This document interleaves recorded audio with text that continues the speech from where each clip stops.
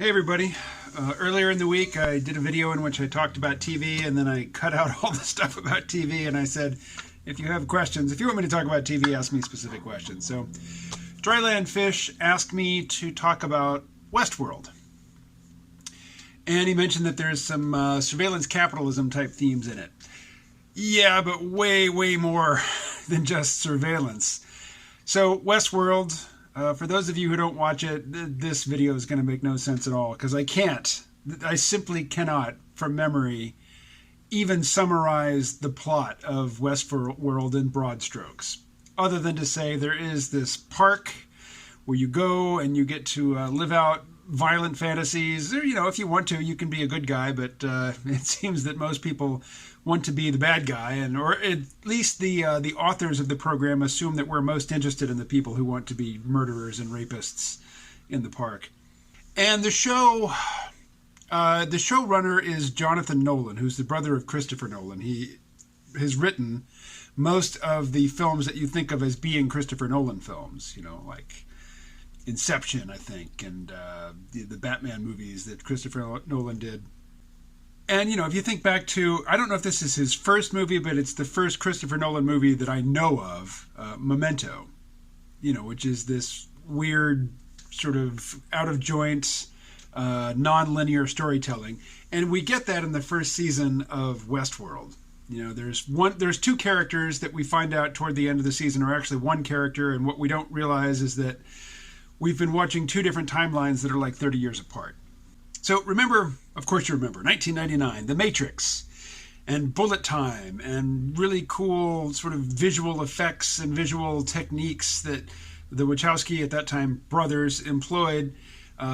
As soon as that film was out and made a splash, all of their techniques got ripped off by other people and used for commercials and all kinds of stuff. So in the Matrix sequels, they tried to take it so far over the top in terms of action spectacle that nobody could copy it.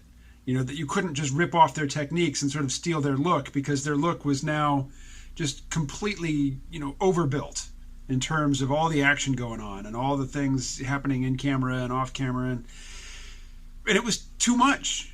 I mean, it didn't have the magic of the original.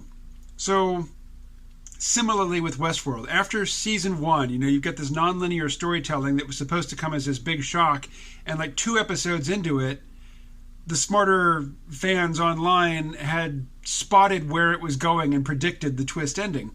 And so in season 2, it seems like Jonathan Nolan and his co-writer, they tried to take it really over the top in terms of non-linear storytelling and jumping back and forth between different timelines.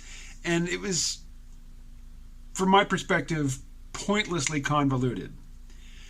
And so season 3, they seem to have departed from that. I hope they've departed from it. It seems like just a straightforward, you know, single narrative, single timeline. It might all turn out to be a simulation. I'm so over that. It was great when Philip K. Dick was doing it in the late 70s.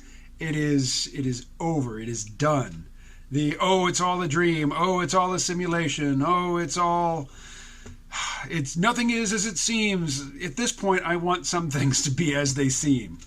Because if nothing is as it seems, then I'm not invested. I don't care. If I have no reason to expect that there is any substance behind the events that I'm seeing in a show, I don't care. I just don't care. But surveillance capitalism.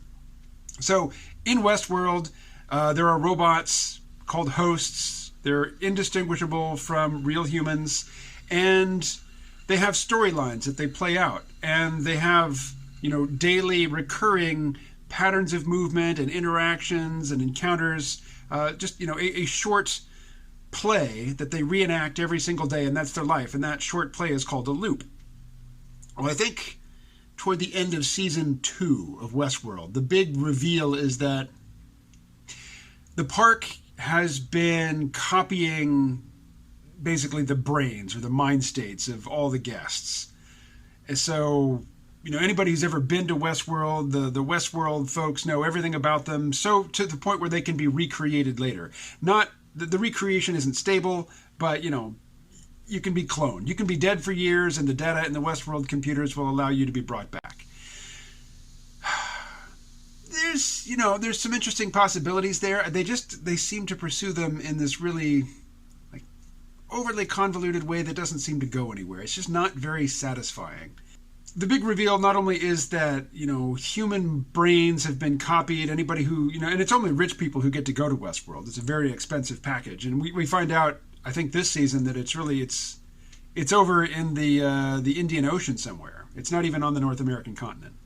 But what we find out toward the end of season 2 is that really the host, the androids, psychologically, while they're hobbled, they're on a short leash, they're in these little tight loops, and they don't really understand their own situation. But ultimately, they are more complicated and more psychologically sophisticated than humans are. That we learn that humans are even simpler creatures than the hosts that they abuse.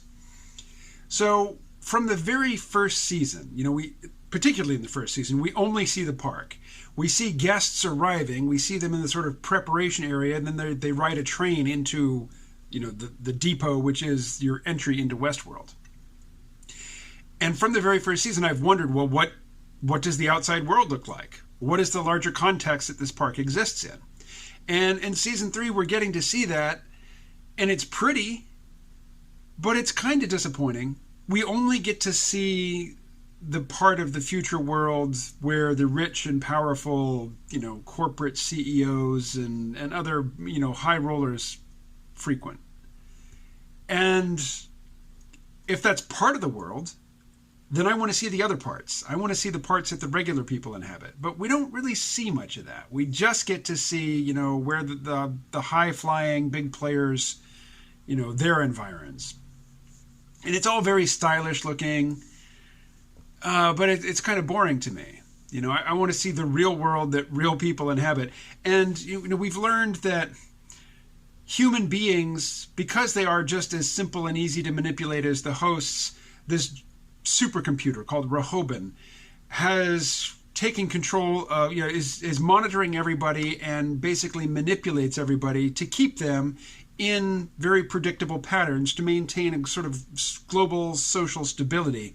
And people who are outliers are sabotaged. People who are not easy to control, they get sort of directed into these self-destructive loops. And there's the sort of, injustice in the world. But really, if the whole world looks like, where the rich people live and work, and there's no apparent poverty, nobody doing menial drudgery all day. I mean, it seems like a paradise. If the grave injustice of this whole thing is that a few people who are hard to control live lives, they don't get the help that they need, or, it doesn't seem that bad. I mean, there's supposed to be this dystopian element at work, and it's not very dystopian. It doesn't seem, I wouldn't mind living in that world. Seems like everybody's fed, the streets are clean, and there's no homeless people. You do have veterans who suffer from PTSD. There's still, people being sent off to fight in places that they probably couldn't find on a map and don't care one whit about, and that's bad. But for the most part, it doesn't seem like a bad world to live in. And the fact that this supercomputer is controlling everybody's lives, well, it's certainly not, I have no mouth and I must scream. It's not the supercomputer torturing everybody. It's a fairly well-run society, and it seems like while some people are fabulously wealthy, we don't see anybody who's really in want.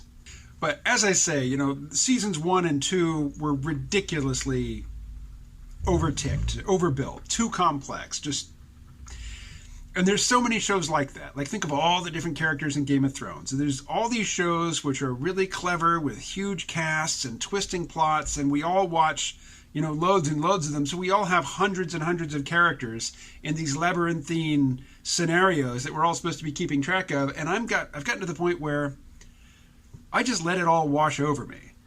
And if I like the vibe of a show, if I like the characters, or if I like interactions between particular characters, then I will tune in. I'll tune into the secondary material. Because a show like Westworld, I mean, if you just see each episode once, particularly if you see them at night, you're kind of tired, maybe you've had a couple drinks, you smoke some weed, it's all kind of fuzzy. You can't follow that show. I mean, if you can follow Westworld, if you know the ins and outs of the plot and you understand the different time frames and all the different, characters at play and all the different forces in competition with one another, and you've only seen each episode once and you've got it all in your head, well,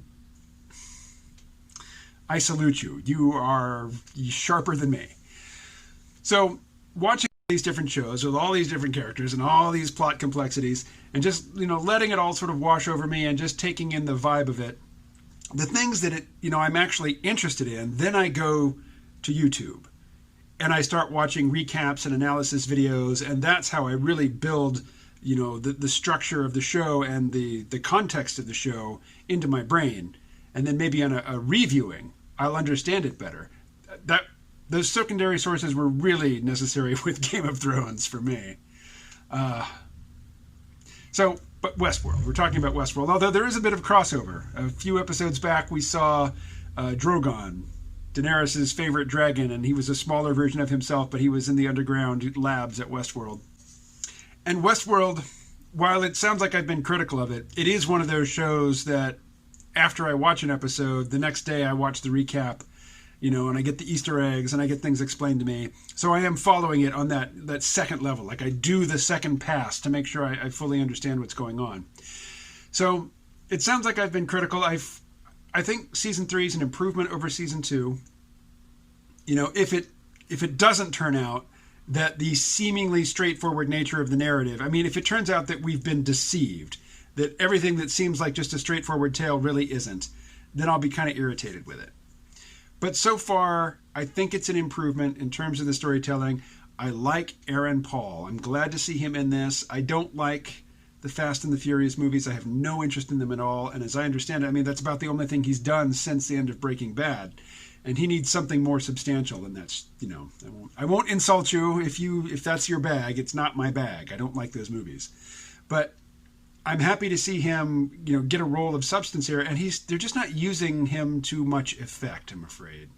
He's got a couple different looks. He emotes a couple different moods, like confused and concerned, or confused and angry, or just confused. And that all really went off the rails a couple episodes back, where somebody gives him a party drug, which is called genre.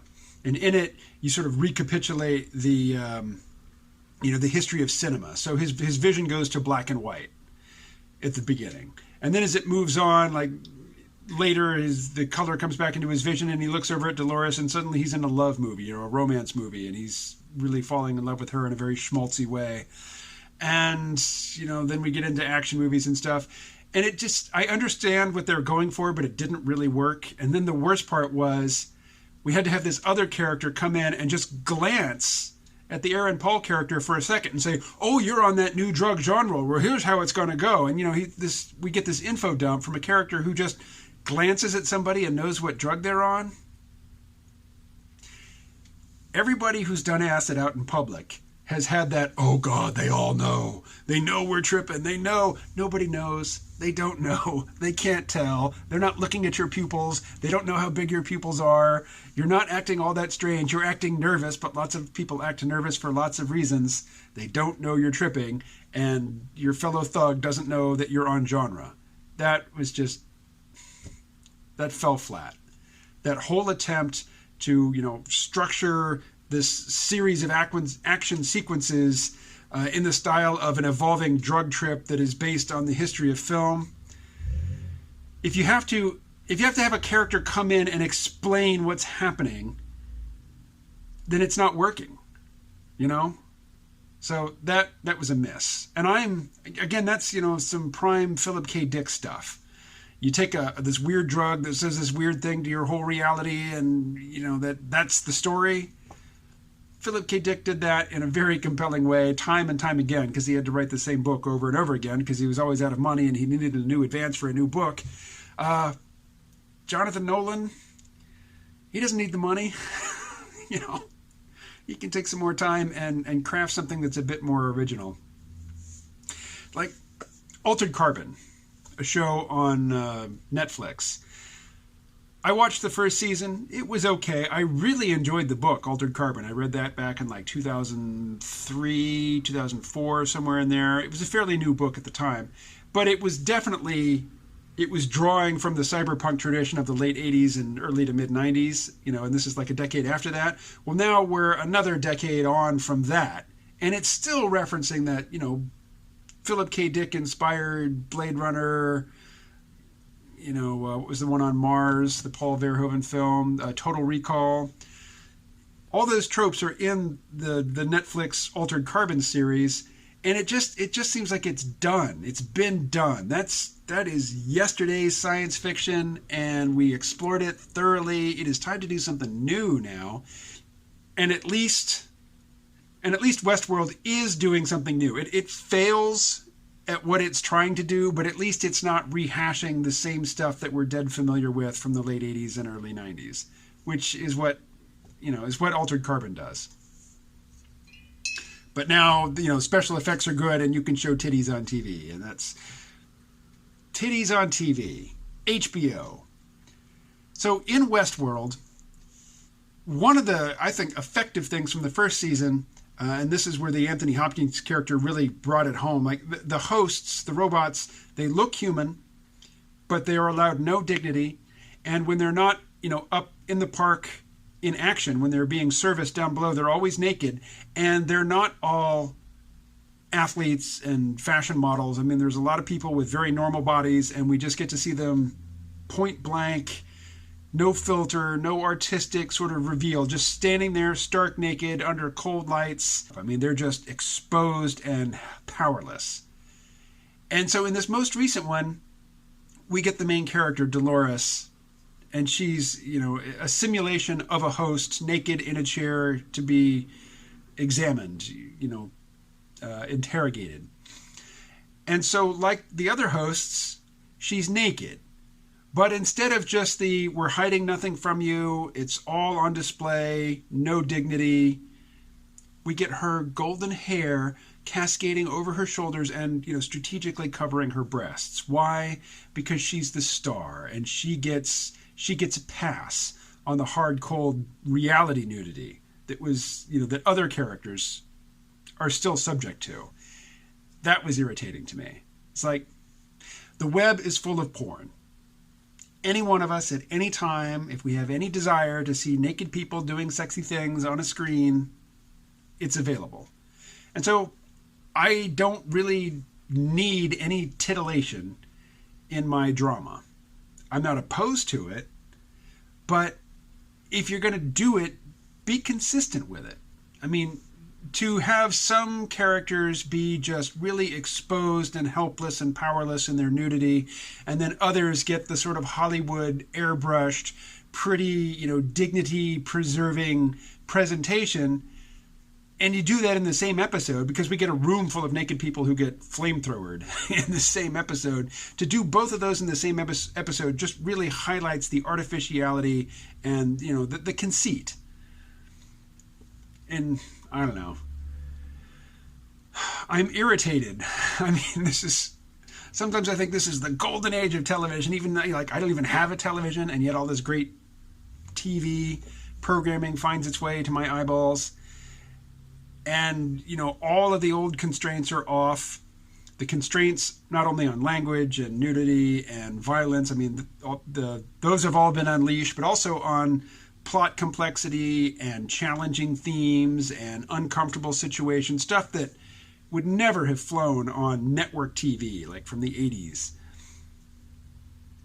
It's all available now, and it just seems like the various players who give the green light to different projects, they haven't really come to grips yet. They haven't figured out how to put all this stuff together coherently,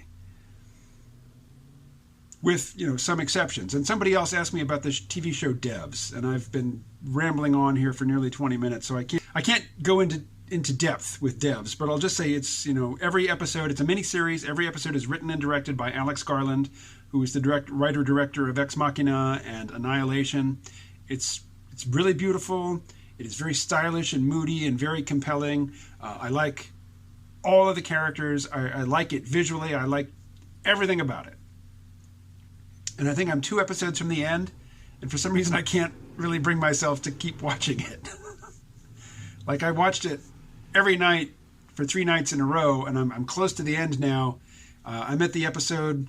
The last episode I saw was where our protagonist gets arrested and she's being carted off, for involuntary psychiatric commitment.